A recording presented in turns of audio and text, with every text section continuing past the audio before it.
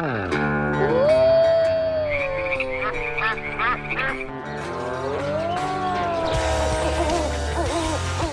are joined now with our favorite expert, Joey Livingston with Colorado Parks and Wildlife.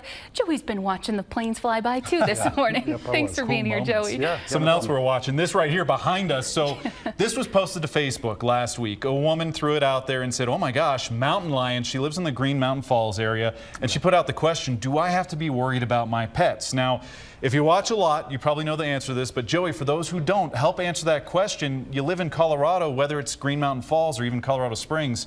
Should you be concerned about small pets? You definitely should, and especially in an area like Green Mountain Falls, that's a great indication. If you see a mountain lion, you probably shouldn't have your small pets outside.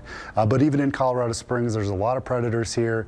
We have coyotes, foxes, even hawks and owls will take small pets, raccoons occasionally. So if your pet is smaller than 10 pounds, you definitely want to keep it inside or keep it on a leash.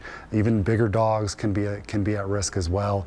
So always be extra vigilant in the mornings and evenings. That's when a lot of those predators are more active. So if you're taking your dog out in the morning, go out there with them, make some noise to try to scare off any animals that are out there, but always be vigilant, especially with smaller pets. All right, Joey, now to this guy. Somebody caught a lynx on camera for us. Tell us about this lynx. I mean, those are pretty elusive, right? They are. Here in Colorado Springs, we're not really going to have lynx. Those guys are down in the San Juan Mountains. They live at the really high elevations, right around timberline. So we only have bobcats here in Colorado Springs. They can look very similar and get misidentified sometimes. The lynx are a lot larger. They have very large paws to walk on the snow.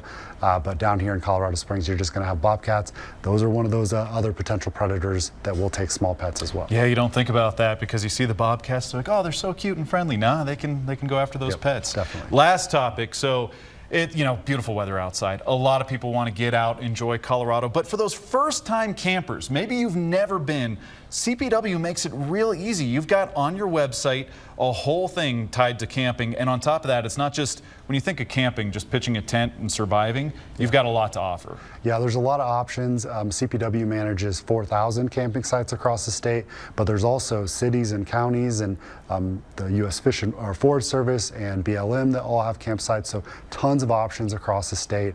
At CPW, we do offer cabins or yurts that are already set up, for you, so you can go out there and camp in those. Make sure to get those reservations ahead of time. They're pretty popular. But if you're just trying to do some general camping, some tips that I always recommend. You want to try to be prepared as much as you can ahead of time. Part of camping, though, is doing without, so that's going to happen.